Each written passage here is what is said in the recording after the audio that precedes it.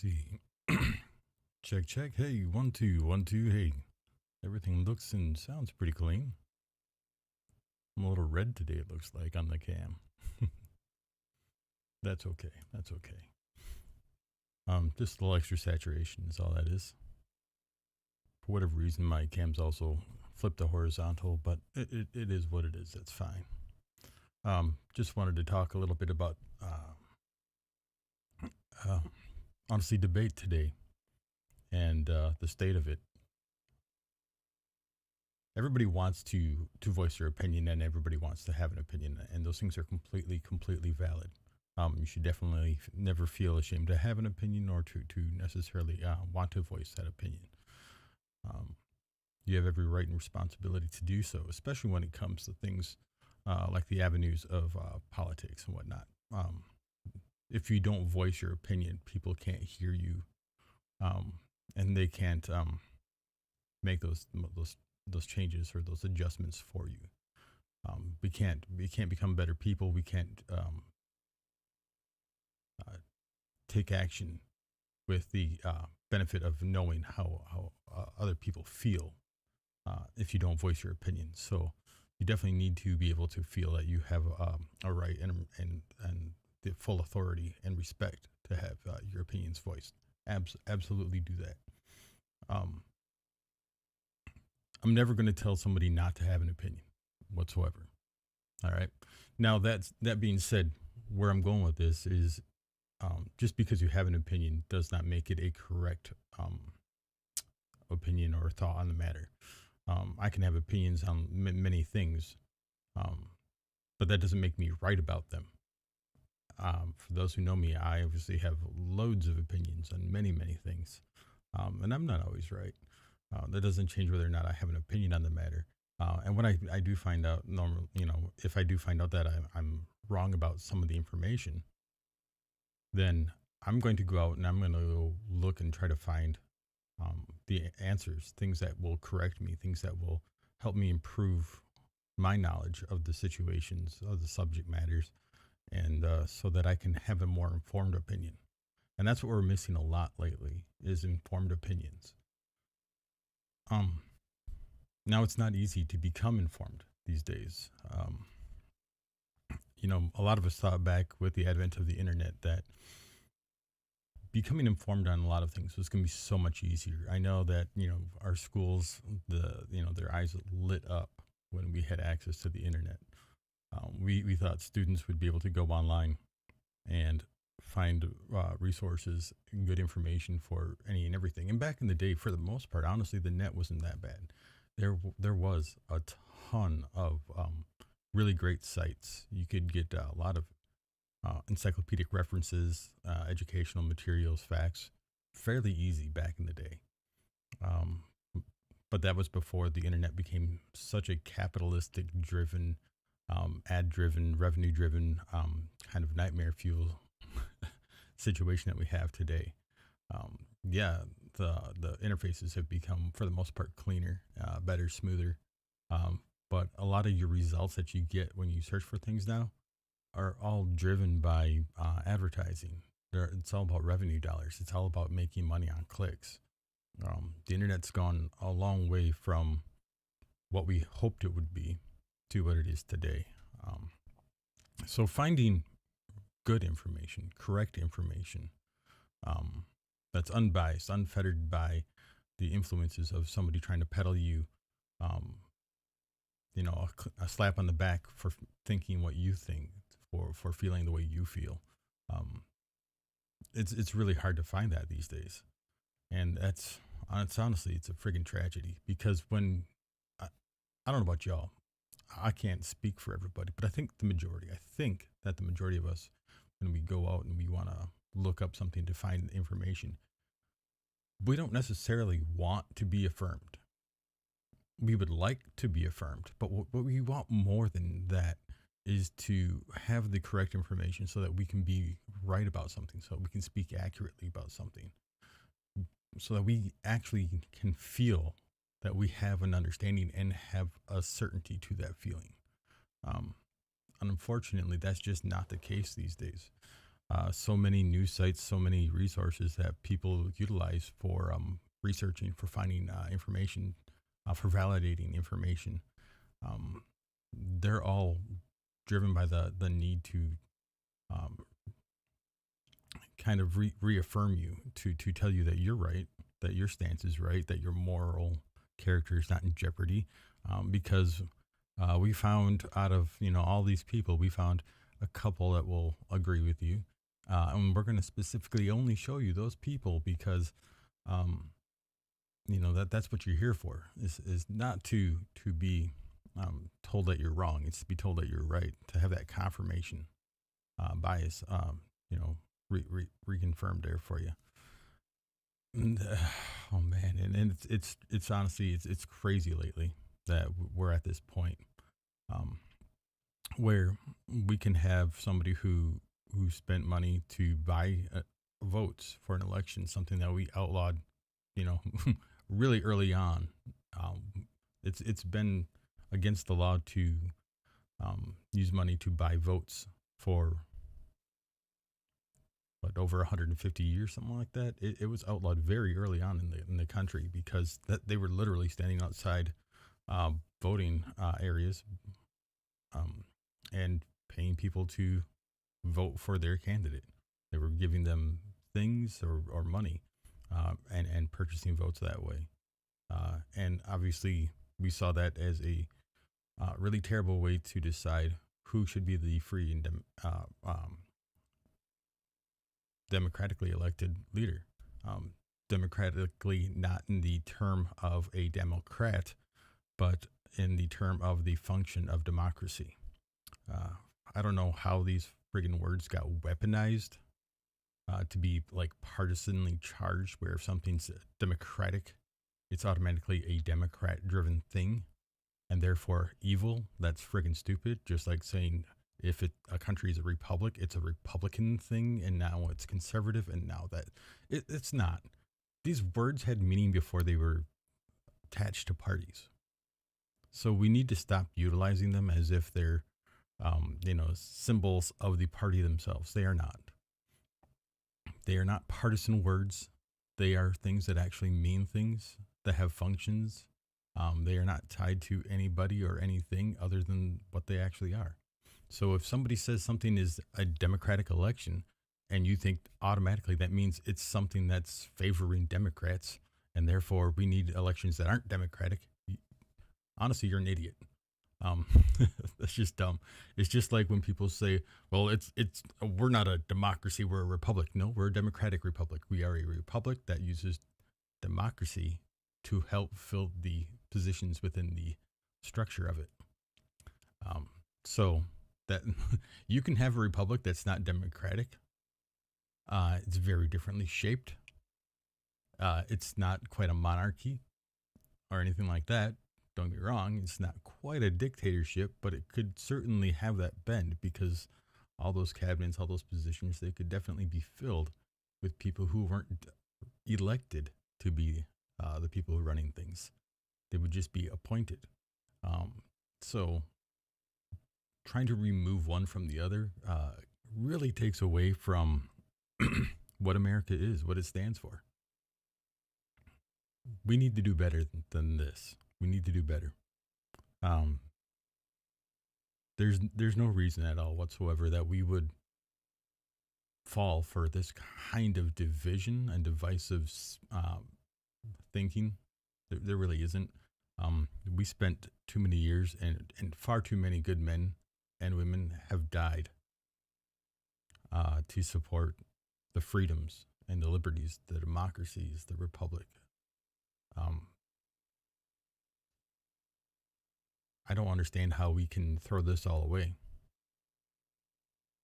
See, I have trouble when we do the pledge. I have trouble when we do the standing for the national anthem.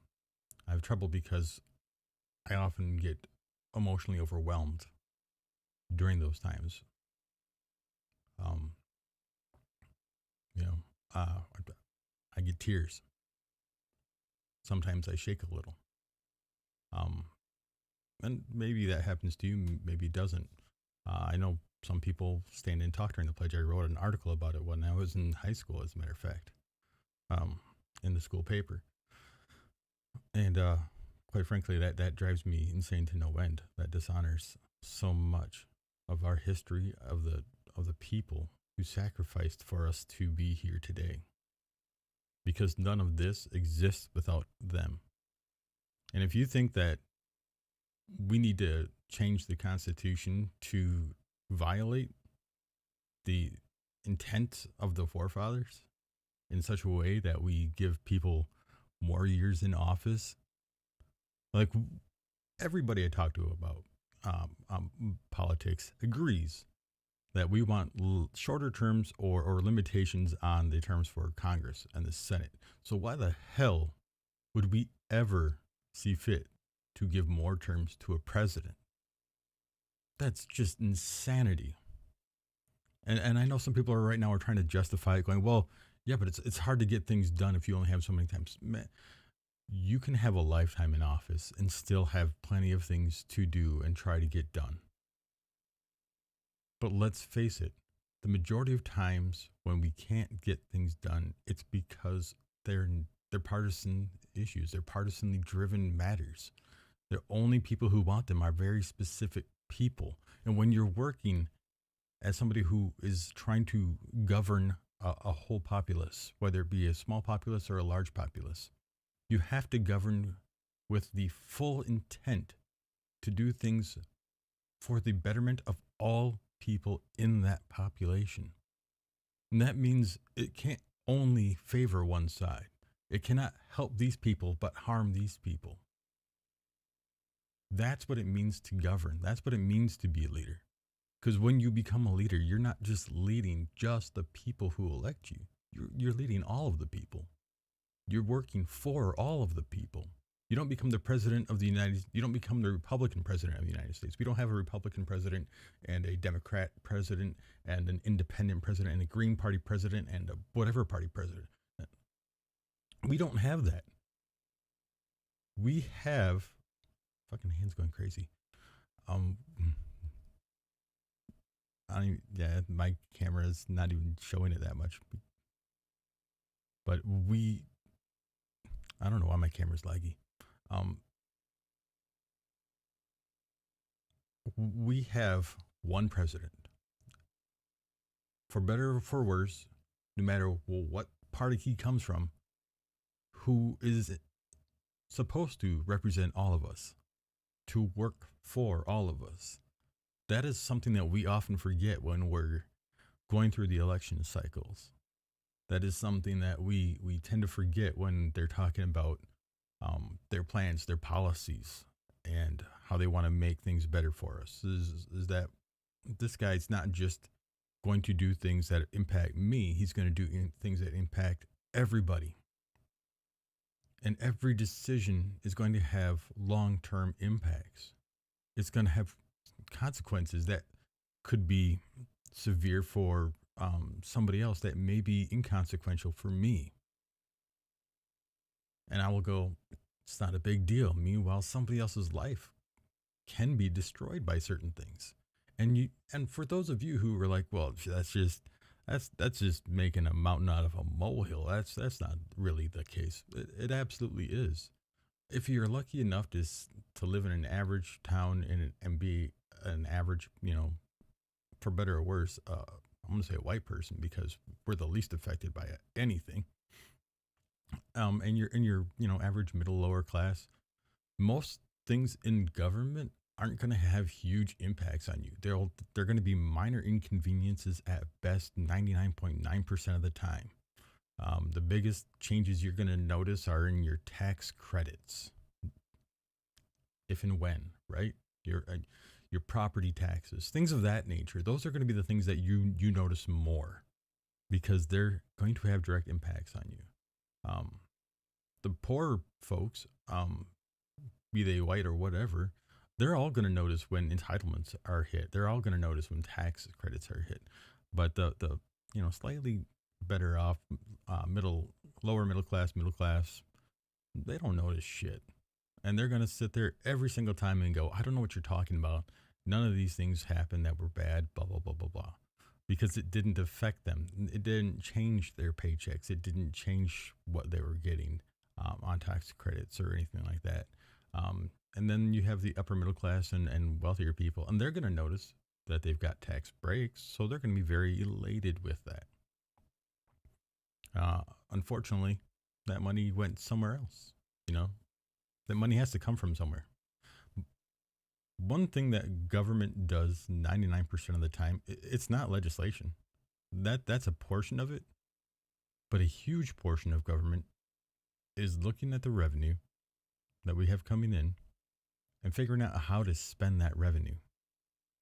There's little things that you do in government like appropriations and laws and zoning things and structures but the vast majority of it, the vast majority of the time, you're working on budgeting things and understanding whether or not things should be receiving this money. And you only have so much money to spend. So you have to decide where to spend that money. And if something changes and you have to give more money to something else, or you decide to give more money to something else, you don't have more money coming in. That doesn't change unless you raise taxes. And those taxes have to be applied somewhere. Now, you can fine tune where you're going to apply taxes, or you can fine tune where you're removing tax breaks to increase your revenue. But eventually, somebody's paying for that. That's money that has to come in to go somewhere, or it has to be taken away from something else to go somewhere. So think of it this way: there's only so much food at the table. The chef is done for the day, and no matter what you do, there's not going to be more food. The kitchen is locked. You can't leave the house. This is what you have. Now, if somebody else wants more food, it has to come from somebody else. And that's really the nuts and bolts of budgeting. Is you have a certain amount, and no matter what you're doing, at the end of the day, when you're doing the budget portion, you have to take it from somewhere else. Or the only other option is to call the chef back in. It's going to cost you more money, but he can make you more food, but you're going to have to pay for that food. So somebody's going to have to pay the chef. So who's going to pay that bill? You know, it doesn't come from nowhere, man. We need to stop weaponizing things. We need to get back to a place where we can start being more realistic again and more honest about things. The moral fiber right now out there is just insane. Everybody's making these well, not everybody, obviously not everybody, but so many people are doing mental gymnastics to try to justify things that, 2 years ago, 4 years ago, before all of this MAGA stuff, they would have lost their crap about. And what's funny to me, we need to stop using the term commie on liberal, period. You can't call somebody who's a Democrat a commie, period. Those are two completely conflicting ideologies. Completely conflicting ideologies. If you want to not like Democrats for whatever reason, you feel free to, but you can't use the term commie while your President Trump is making friends with Vladimir Putin, who is an actual commie. The term commie came from communist, which was a huge Russian thing. We started calling people commies back in the 50s when we were at war with Russia, essentially. When McCarthyism was the thing, when we were trying to root out friends and neighbors as spies for Russia. This is the Cold War, the Cold War, the Cuban Missile Crisis. For fuck's sake, this obviously Democrats are not communists. Now you may say they have some communist ideologies as far as like social communism, but we already have some of that in our society. Obviously, for anybody who doesn't know, you're talking about like using taxes for social goods. That might be social welfares. That might be but don't, the welfare does not mean all for poor people. Welfare just means for the welfare of the people. So your your public services like your sewage treatment, your water, um, your fire departments, any civil department like that, your streets being taken care of. Those are all social welfares. Yes, there's also welfare that we coined it that a long, long time ago, I guess. But welfare does not mean that it is not a term that inherently means for poor people. Um, but we are taking care of those people, so there is a welfare. Um, it is the aspect of their welfare. We are providing a welfare to them, and a quality of life. Okay. So for those who don't know the what that word actually means, and they just attribute it necessarily to, welfare just means we do things for poor people. No, that's not what welfare means. That is where some of the budget for welfare goes. Some of the budget for welfare is also taking care of veterans. And that doesn't mean poor veterans who are on the street and destitute. That just means all veterans. A lot of the people who are on getting VA benefits and treatments, that's all through welfare in the budget, the federal budget. So when you say it means that you're 100% wrong, you're misunderstanding it, and you're misapplying it. Um, that's fine. If you don't know what you don't know, that's fine. There's a difference between being ignorant of something and being willfully ignorant of something.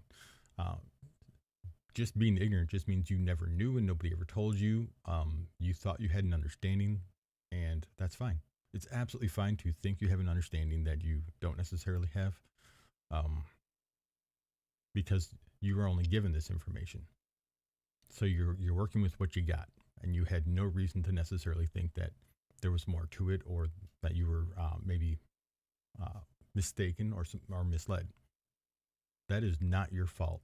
In any case in this world, if somebody gets upset with you because you didn't know something, um, them being upset is there on them. All right. Um, you not knowing something is not necessarily on you, especially if you think you have an understanding because that understanding was given to you. We have so much of that in this world. It's a very dangerous thing because people can, I almost want to say, inflict a misunderstanding on other people that you would think that you now have a grasp on something, but you don't. And then, like Dunning Kruger syndrome, um, people who think they have all this knowledge and they're very convinced that they're um, just amazing with the knowledge, and they're just absolutely not. It's we get it. It's driven by ego. It really is. Because if you feel you have all this information and you have all this knowledge, and you just want to become a subject matter expert on it, um, why would you go look for more information that would make you feel invalidated? So they're not going to go do that. They're just going to want to speak on that. Um, and that's kind of crazy to me. But it is what it is. We get it. We improve. We do the best we can. Um, hopefully. One of the things I want to say is in debate. Um, I've blocked a couple of people on my page just through debate alone, and it's not that I don't want to be debated or argued against. Um, there's plenty of people on my page that are not blocked. The vast majority. I will never block somebody just for having a point that contradicts me. Absolutely not going to happen. Um, what I do want is civil debate, mostly at least. I can deal with some, hostilities, and it's going to be difficult sometimes to not have a heated debate. And so I'm not going to say don't have a heated debate. That's not where I'm going to freaking have a problem with you. The problem that I have is when people get super personal or really insulting. If you can't have a debate, and even when it's heated, still keep yourself with a sense of decorum, then I'm going to start having an issue with you, especially if you get really personal. There's no reason for anybody to ever get that personal in any debate. What you're supposed to be debating is the matter itself, right?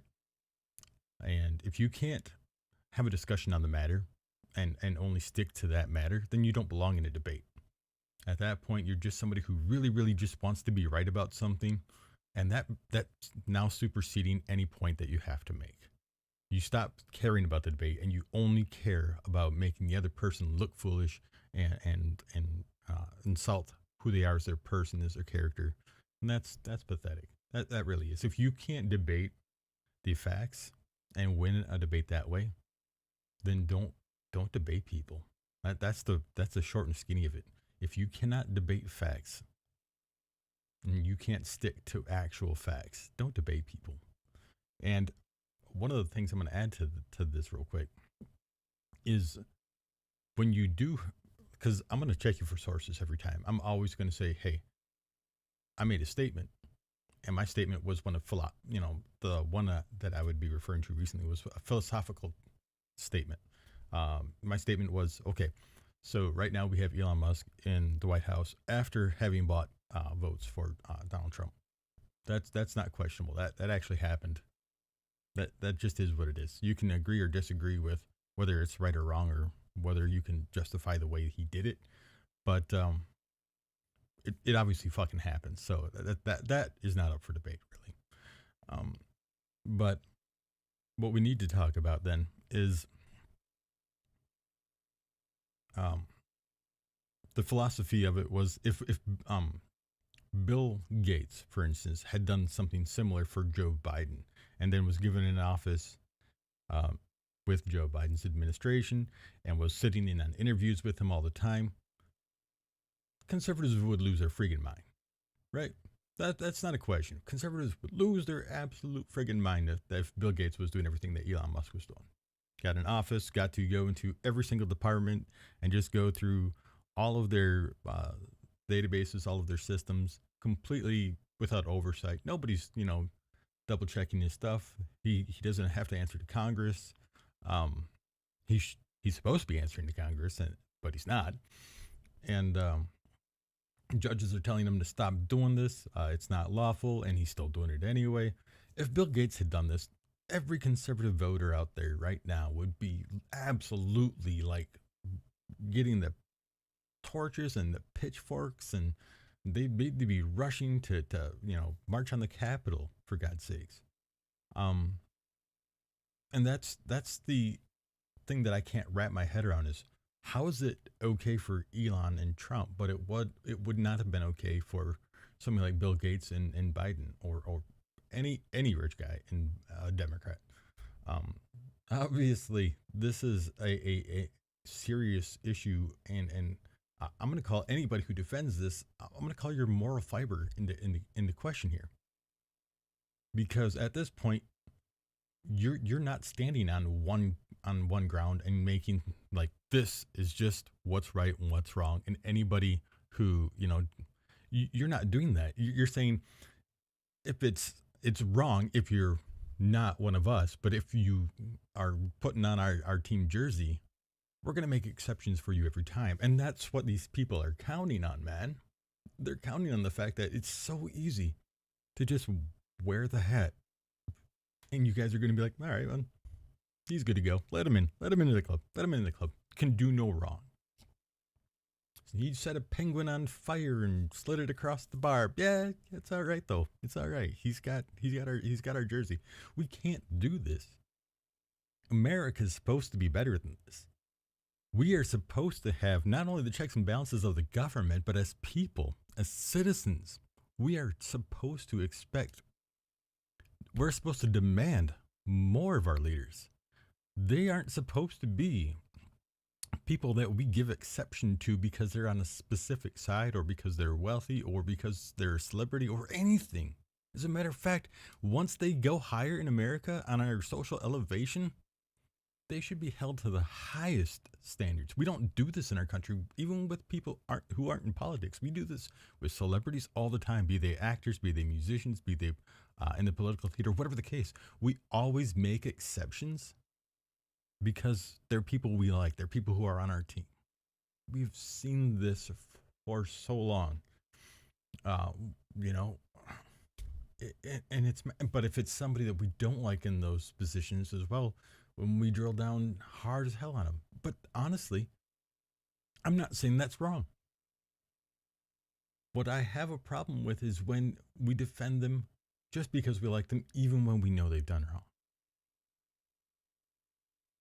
They get lighter sentences, or they don't get sentenced at all just because of social status. And God help me, the president of the United States is the highest social status that we can have, possibly in the world. The rest of the world may not all see him that way, but the vast majority of it does. It really is. And that means we should have higher standards and higher expectations of him than anybody else. There shouldn't be exceptions to that office. Our forefathers knew this. Our forefathers knew this. That's why they have so many rules about the decorum of the office of the President of the United States of America. They didn't want people to be able to abuse that office or to benefit from that office ungainly. The whole point and purpose of the office of the United States of America was to bear the burden and the responsibility of caring for this country and for freedom, to elevate that and take it further, to continue to progress toward a better country, to evolve us to the point where we were going to always be. And for some odd reason, people are using their rose-colored glasses to look behind them and go, hey, when I was a kid, things were groovy, man. And we need to go back to that. We need to go back to those times. But they forget that those times were only good, A, because you were young. You weren't concerned about politics. You didn't even know what the politics of the time mostly were back then. You don't know what the economic policies were back then. You're not looking at the difference in the budgets. How much was coming in, how much was going out. You weren't looking at the difference in the culture and the situations at hand. Things were only groovy back then because you were ignorant of so much back then. That's the reality of it. You can say, well, no, I knew all about, the this, that, or the other thing. But you only knew a few of those things because news wasn't national. The only things that made national news were a handful of things that were just monumental, but you didn't hear about all of the other things that today would have been newsworthy and easily passed around the internet. Man, if people were getting crosses burned and people were being dragged behind vehicles and hung from trees, man, that shit would have been all over back in the 50s and 60s and 40s. If obviously going farther back, but man, that shit would have made, if news could have been transmitted instantly to everybody over an electronic device back in that day, everybody would have saw the horror that happened back then. And maybe people would not have fought so hard against integration. Maybe people would have fought harder to free slaves. I don't know. I would like to think so. I would like to think that if people knew the horror and the atrocities that were being committed, that more people would have been compelled. And again, this is my hopeful heart, thinking that while many people did know, that there were still people who honestly didn't know and or wouldn't believe it.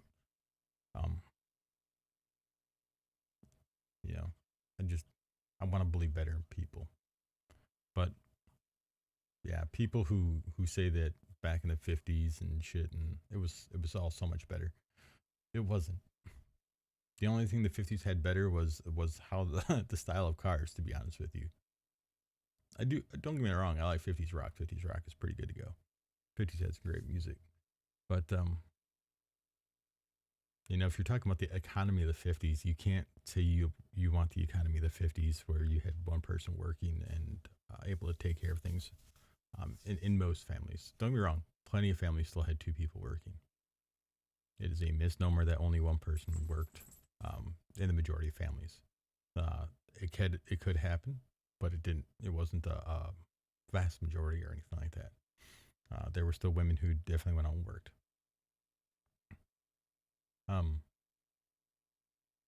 But yeah, yeah, it's we're at a point right now where everybody wants to have these opinions that are just it's just how they feel about things. But as human beings, we need to understand that having feelings about things is, while it's important, and how you feel about things is definitely valid, that it doesn't make it right. Your feelings don't necessarily um, justify the information that you have. They don't validate the information inherently, and we have to understand that if we don't have all the information, that we can't reject the rest of the information, or the corrections of information, um, just because of the way we feel. You have to go, I feel this way because this is the what I understand it.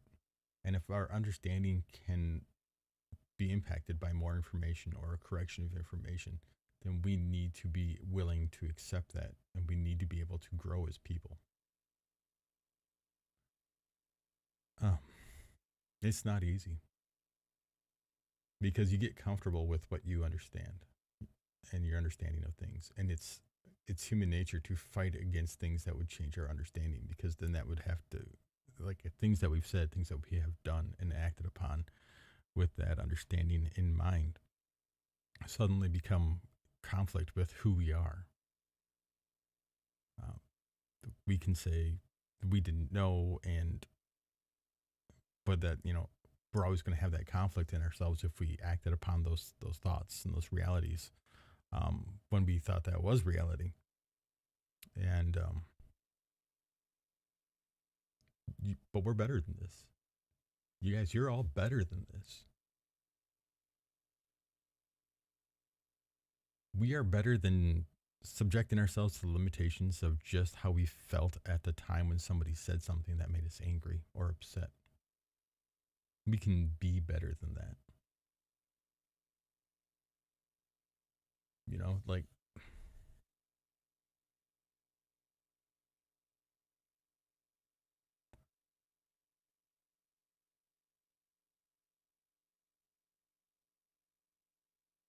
it's not easy. It's not easy to have questions and curiosities and go and look for things.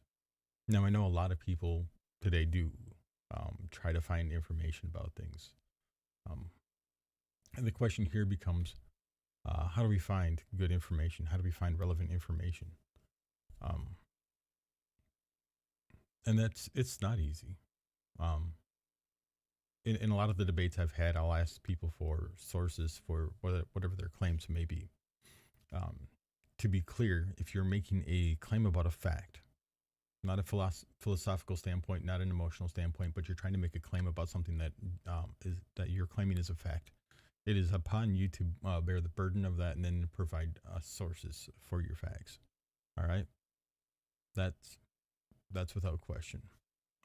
So if somebody makes a statement and it's a statement of philosophy or a question, um, that they don't have to bear any source for that, because they're driving the point. Now, in the debate, if you were to elicit them to prove certain matters that were stated as facts, then obviously they have to support those points, or they should. But if you're going to contradict them with statements that you're stating are facts, then it's on you to bear that burden. So at that point, when people push things out as facts, and um, if if they refuse to cite any sources for that information, then you kind of throw that out, unless it's something that is fact as well. Um, it's kind of moot, and we see this. If you're in debate, it's a lot like I am. Then you'll see quite frequently that people just either go silent, and will refuse to go further, or occasionally they do post something for a source. And here's where I'm going with this: vetting your sources. All right. Now, it's not easy. It's not, and it should be. It should be easier these days than it is. But We got to work on it. Definitely have to work on it. The reality is, if you don't vet your sources, then somebody else may vet them for you, like I do, and you may not like what they have to say about your sources. Um, but the reality is, you have to understand where all of the data that's in your source comes from, um, and who it is that's writing these articles, right? Uh, I've had people who have cited sources coming from uh, companies, websites, news pages, where these news pages, they just allow pretty much anybody to post an article on them, and then those people get paid by click, and then the site also makes money by click. So basically, it's like a I want to say pyramid scheme type situation, but it's a situation where they have a number of people who can be on their thing, uh, and these people are just given a platform. It doesn't necessarily mean these people are vetted people who have great credentials to them. Absolutely not. Um, but these people generate clicks and ad revenue for them, so they get a platform. So just because somebody's on a news site does not mean that what they say is necessarily true. All right. So if it's just an article of words, a lot of news sites will allow people to have what are called opinion pieces or editorials. Now, these don't have to necessarily be 100% true if they are stating things in the form of opinions. All right. So you can post something that's from a news site, but that does not mean 100% that it is true or accurate. So keep that in mind, that that is not necessarily going to give you proof. Number two, your page may have graphs that come from somewhere else, and they're normally underneath that graph going to source where that graph came from, or chart, or whatever it may be. If they don't source where the information came from, that's even worse for you. But you can look up sometimes where these graphs come from, how they get this information, because how information is generated is very important to the quality of that information. Somebody recently used a article with a graph. I tracked down where they got the graph from. The graph was done through the data for the graph was gotten through paid surveys. All right, so what these guys did is those the apps. I don't know if you guys know, they have apps nowadays where people can go and they get paid to do so many surveys a day, and people create little apps of their own that can automatically just randomly fill in all these surveys, or people who just don't care about being accurate at all when they answer a survey, because they don't get paid by answering a survey accurately or any follow-ups. They're getting paid on how many surveys they can get through. So they're just clicking options, which completely invalidates the information that you get from those surveys. They no longer can be looked at as accurate because you can't verify that people were answering them honestly whatsoever. Even if 50% of them answered it honestly, you still have 50% of them who did not. But you have no way of knowing. There's no way to follow it up. This isn't a survey taken at a news site. This isn't a survey taken by a university or a study group or a think tank or anything like that, where they're surveying a populace themselves and they're individually taking these results and making sure that they've got actual answers. That these are absolutely not genuine results. So you can't use them. They're completely unverifiable. There's no way to check and make sure that these people answered with any integrity or even knew what half the questions or answers even said. So that's just, if I use that kind of source for my data, people would look at me like I was crazy. So you have to check into where these companies get this information. Anytime something feels too good to be true, one way or the other, doesn't matter what side of any argument it is, you should be verifying that data, because you run the risk of somebody else, like myself, going, I don't know, that sounds too cleanly one sided. And so I'm going to check into that. When I see articles or something that support something that I think or feel, my first reaction is, oh, that's cool. Or, oh, right. But then my second reaction is like, whoa, wait a minute. Before I even think about sharing this, let me go look into this. Let me go do some research. Let me go find more sources for this and really dig down. And so I do. I will always go, and I will always go and verify things, even if it's something that, like recently, I shared a Wired.com article dealing with programming, and I already knew some of that about the programming. So as soon as I read the article, I was like, "Oh, okay, that makes sense." Actually, I should have suspected it initially. Didn't think about it, but yeah. Um, but at the same time, easy answer, right? I wanted to make sure that there was grounds to this. There was actual facts that back this up. That it wasn't just somebody throwing conjecture out there or somebody just trying to make something up that, well, it could be this, and therefore. So I did go and I did verify it before I shared it. Um, so it's important to do your vetting and on anything. It's important. I love debate.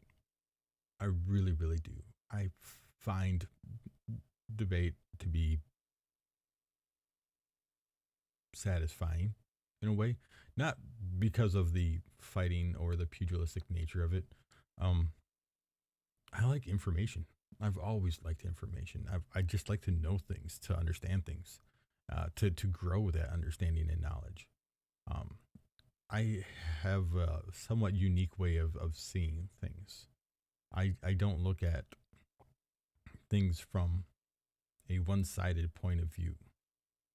Um, take this cool little rock, for example. You know, a lot of people would look at this rock and see the one side and be like, oh, that's a cool rock. But I tend to look at things from all sides. So I see problems that same way. I had a discussion about math equations a while ago. Um, and people think a lot of things are cut and dry, right? Like, well, yeah, but A to B. But my mind doesn't work that way. My mind sees potentials, possibilities, and unresolved. I get kind of caught up in those. If I can't get A to B directed on how something should work or is intended to work, then my mind starts to look at it as how can I break it down and see all the different ways it could work. Um, One example I like to give is on like tests like the ACTs and like the ASVAB and SATs. They give you like those there'll be a number of numbers, a set of numbers, and you're supposed to figure out what algorithm it is that goes from number to number to number, and then what the next number would be. Well, the problem I always had was I could see several potential possibilities in some of those, not all of them, but there was enough times where I could come up with an algorithm that said, hey, this is also a possibility. So I can see this answer and this answer depending on which algorithm we use. And they're like, well, no, we wanted this one. This is the one that most commonly people would come up with because of the simplest math. I'm like, but you didn't say in your thing what the simple math would be, or that it should be, the most commonly used math. You ask what's the next number, and I can find two numbers that could be the next number depending on what freaking formula I use. That makes both of them technically correct. Now, the likelihood of that is small, And yeah, the formula technically has to be a little bit more complex, but it is what it is. I see potentials and possibilities, and I'm always looking at things in multiple aspects. That's why I always ask for clarification for things, or um, I say that something can be more complicated. And my my wife Amanda will tell you all the time that I drive her nuts because they'll say, "What's your favorite color?" And I'll be like, "Well, that really depends." Well, why can't you just answer the question? It's a simple question. For most people, things like that are simple, but it's never been simple for me. This isn't a characteristic I adopted or thought would be intriguing or compelling for people. I I honestly wish much of the time that I was simpler, that I could just say purple or something. Um, but it's not that easy for me. This is just who I am at my core being. Um,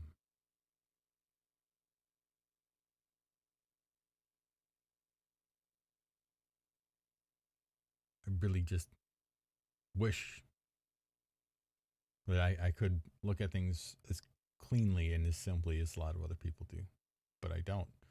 It's what made me good at so many things. When it comes to logic systems, I'm very very good at that. Um, when it comes to figuring out complicated issues, most of the time I'm pretty damn good at that too.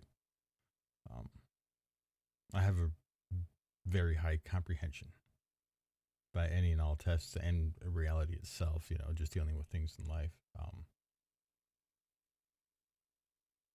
But having a great comprehension comes also with um, the problem where you tend to look too deeply into so many things. You see so much that could be. Because if you don't have somebody directing you how you're supposed to see something, you tend to see things in many, many different ways. And you're just trying to kind of figure out which one it is that you're supposed to be seeing. So having great potential comprehension is both it's a blessing and a curse.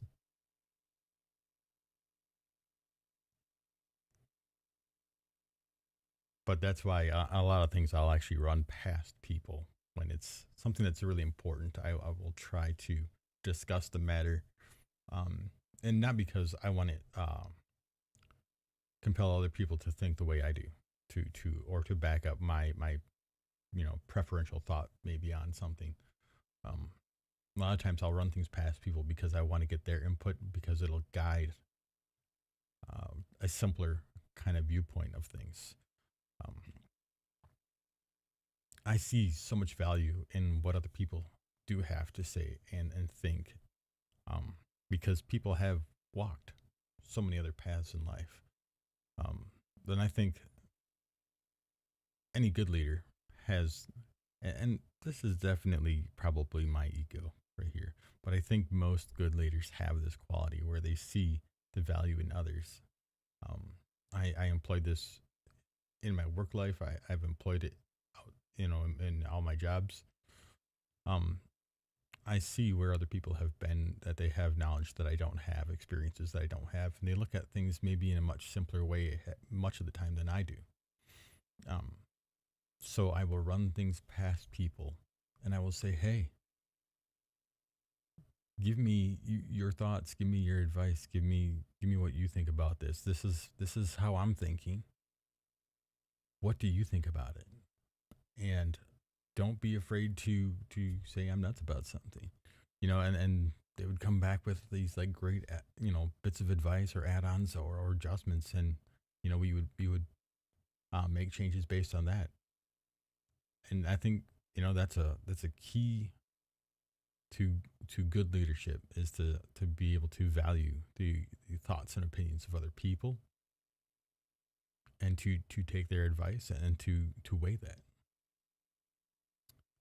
So that's one reason, that's the reason why I like debate, because it's not all about what I think. I'm definitely going to defend my thoughts, my perspectives, and what I understand is truth. But if somebody wants to debate, that's absolutely great. That's absolutely wonderful. I want that. But, big but, I like big butts, cannot lie. Big but is that when you debate with people, you should, one, have some modicum of decorum. There's nothing wrong with a little bit of a heated debate, but don't get personal. Don't attack people and go, well, for instance, a guy called me poor the other day. Like, seriously. Not. But why? Why would you make personal attacks a thing? If you can't defend your point, then you need to not be in those conversations. The point always has to come from a place of, if you're genuinely into going to debate somebody, you have to be able to talk about the subject matter. You've got to be able to stick to the subject matter as much as possible. And you have to be able to provide some kind of proof to defend your argument. Otherwise, nobody's going to take your word for it. No. A gentleman the other day said that he worked at top companies in the world for a number of years, but there was no proof of that, and he didn't want to state any company that he worked for or give any kind of proof to that. You could search a guy's name online, and you just found absolutely bupkis. So, not to say that maybe it wasn't true, but at the same time, McDonald's is a top company in the world. Walmart's one of the top companies in the world. You could work at your local one and be a hiring manager at them, and suddenly you're a manager at one of the top companies in the world.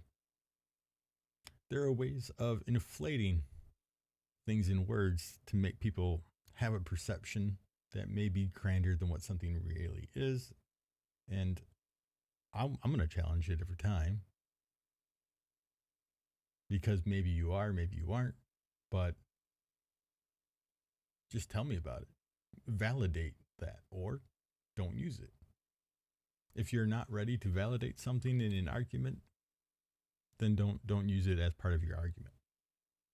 Because the whole point to debate is to get people to understand your side of things, even if they don't necessarily agree. You don't always have to agree at the end of a debate. Obviously. The point for debate for me is not to get people to change their way of thinking about things. I don't want somebody to get into a debate with me and just decide, oh, well, that's what he thinks, and he did give a good debate. That's not what I think. I don't think that's going to happen. I have no thoughts of that going into any discussion. I'm not here to change people's minds on their moral grounds. At this point in life, what you believe morally and ethically are tied into who you are. That's tied into your id. For those who don't know, that's the ID, id. That's your super ego, man. That's who you are at the core. And changing those things is not going to happen because you had a debate with somebody. So, no matter what facts I bring up or fallacies I dispel, I don't ever envision that somebody's just going to be like, well, that was a well played debate, sir. I am now suddenly on your side. I don't think it's going to happen. I think for me, the point of debate is to help people understand the other side. Because on a lot of issues, there are multiple sides that's just where the morals are. And it's okay to feel that way, to have morals that way. But you have to concede that sometimes there are more than one side of things, and that there's more than one way to feel about things. And that neither side is technically wrong for the feelings. The only real wrong is to say that the other side doesn't have a right to those feelings, or that we need to make laws that prevent all of those things from happening just because you feel a certain way. We cannot inflict laws onto other people based on how we feel about things.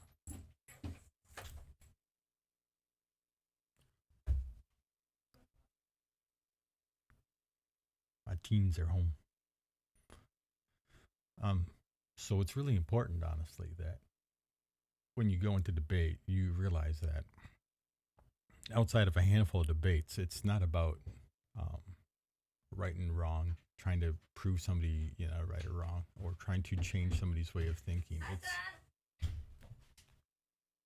It's about um, trying to get people to understand, not necessarily to agree with, but to understand that people have rights and reasons for thinking and feeling the way they do. You don't have to agree with it whatsoever, but you have to understand it, and you have to understand that it's valid. It has just as much, people have just as much right to feel that way as you do to feel your way. I think it's really, really important that we have that understanding and that growth in our society. That was what the whole point of freedom and liberty, and the right to pursue those things as you see fit are. Because being happy, having that the freedom to be who you are, to feel the way you do, to pursue happiness in the way that it would make you happy. That was written into the Constitution in such a way as to understand that we're all different. We're all going to pursue happiness in our own ways. Religion wasn't tied to things because we knew that there was more religions than there were, people. Seems like, and we didn't want to say that if you want to be an American, you have to be this faith, because there are good people in all faiths.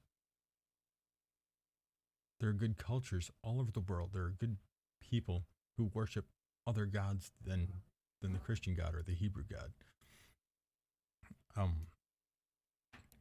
Our forefathers knew that. They didn't want the nation to be founded on a religion. They didn't feel that there was any need to remove religion from the country. Absolutely not. But they also didn't want the government to be based on religion.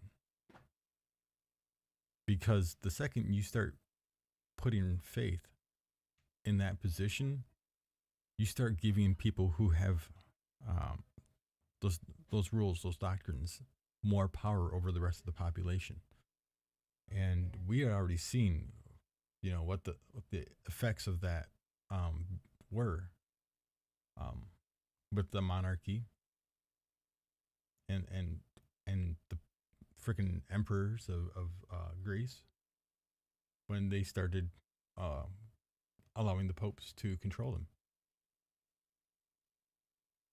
We didn't want that here. We don't want a theocracy. We shouldn't have one. Now, I'm a very, very religious person. I am. But I don't think my faith should have any bearing on how I lead, other than how I feel morally about things. But I won't enforce my doctrine on anybody else, because that's my connection with my God and how I live my life. That is not how I would ever wish to make other people do things or feel about things. So that needs to go away. There is no theocracy in America. People don't have to believe the same way you believe or worship the same way that you worship to be good people or to be viewed as good people. They definitely should not have to sit beside you in a pew for you to go, oh, well, they're also a goodly person. People worship differently, man. And they believe differently. And that's okay, man. I don't think God has the same connection to a single one of us. And to think that somebody's not a good person because they have a different relationship with their father than you do is weird. I mean, you go look at your family life. If you think that your siblings all have the same relationship with your parents that you do, or that your parents had the same relationship with their parents as you do, then you're crazy. Everybody has their own unique connections, and I don't know why that wouldn't be the same thing with your faith. So let's not demonize people for not practicing the same way we do, and let's not try to inflict our beliefs on other people's. Right? It doesn't make them less. Doesn't make them worse. Makes them human. And I don't know. I guess I think people are pretty rad for the most part, at least. When I block somebody, by the way, when I block somebody from my page, it doesn't necessarily mean that I think that they're a bad person. Sometimes I do it just because I think it's toxic. Maybe the interaction between myself and that person are the only toxic thing in that situation. If we can't have good debate and it's only ever going to be toxic and they're only going to continue to be toxic anytime I post anything, it's not healthy for me, but it's not healthy for them either. That's not helping them out. That's just feeding into them being a negative person. So rather than have that and empowering that person, I'm quite sure most of the time goes on afterwards and says snarky things about it, but it is what it is. That's going to fade away. And I would much rather that I wasn't even a memory in that person's head than we continue with the toxicity. And no, I'm never going to give somebody a platform on my page or on my stream here. It's not like I have a huge platform on my stream, anything like that. This is mostly for me. But I'm never going to give somebody a platform if they're going to be an absolute jerk. Period. We can debate things. We can talk about things. I've blocked people who share my political views, but we're just really, really rude. One thing that I will block people when I say something for 8 times in a row, and I try to make a point, and they just want to ignore the point and just go back and reiterate the same thing that I've already told them I understand 25 times, and I've gone through the details of how I understand it. And they're just going to go, well, no, but no. At this point, if you've gotten personal and you've been absolutely rude and you refuse to even talk about what I'm talking about, then I see no point to continue the conversation, and you're just being a dick at that point. So yeah, I'll remove those people too. It's called tough love, baby. Sometimes you just have to take, people out of your life, whether or not they've done nice things or been nice in other things where you agree with them on certain things. And I suggest doing that in your personal life. If people are going to be toxic, remove them.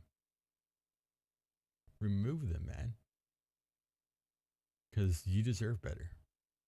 We all do. We all deserve to have peace. Only invite the people into your life or allow the people into your life that, make your life better. If people are making your life worse, especially with social media, man, there's buttons to remove that. Don't let people determine how much, rotten food you eat. It's your kitchen. You get to make the meal. You get to invite whatever guests you want to your home and then invite them to your table. You don't have to serve up a portion of yourself to these people at all. So don't let them in. Even if they agree with you on some things, if they're still toxic to you on other things, take them out. Get rid of them. Or at least minimize their impact by limiting how much time you spend with them or how much levity you give them. Because you deserve better. All right. Well, I'm going to get going. So you guys have a good day. Thanks for checking me out.